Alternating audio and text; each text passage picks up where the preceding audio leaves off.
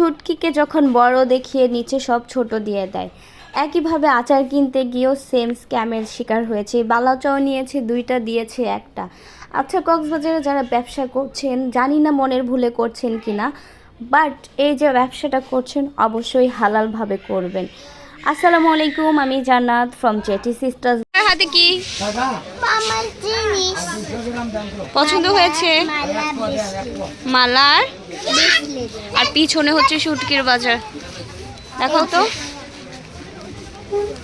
Wow, যে একটা মালা, এই যে ব্রেসলেট, আরে জারটা মালা। তো কক্সবাজার যাবে সবাই, শুটকি আচার এগুলোই তো আনবে, তাই না? কিন্তু দেখেন, এই যে আমরা শুটকি কিনতে গিয়েছি 1200 টাকা দিয়ে লইটা মাছের শুটকি কিনেছি। উপর থেকে সব বড় শুটকি দেখালো, বাসায় এনে দেখি সব ভেতরে ছোট শুটকি দিয়ে দিয়েছে। একইভাবে আচার কিনতে গিয়েছি, সে আমাদেরকে ভালো ভালো আচারগুলো টেস্ট করালো, আর আমরা বাসায় এনে যে টেস্ট করি, টেস্ট টোটালি আলাদা। একই সাথে আমার আপি এখান থেকে বালাচাও কিনেছে, 2টা বালাচাও কিনেছে। আমি দেখলাম সে ব্যাগে ঢুকালো, আবার ঢুকানো পর মুহূর্তে কখন সে ব্যাগ থেকে বের করে ফেলছে জানি না, বাসায় এনে দেখি একটা বালাচাও।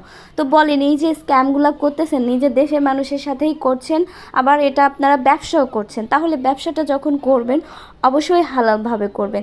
তো যাই হোক, ট্যুরটা ঘোরার জন্য আমাদের জন্য বেস্ট ছিল, বাট কেনাকাটা করতে গেলে কক্সবাজারে সবাই অবশ্যই সাবধানে বুঝে শুনে কেনাকাটা করবেন, অবশ্যই চোখ কান খোলা রেখে।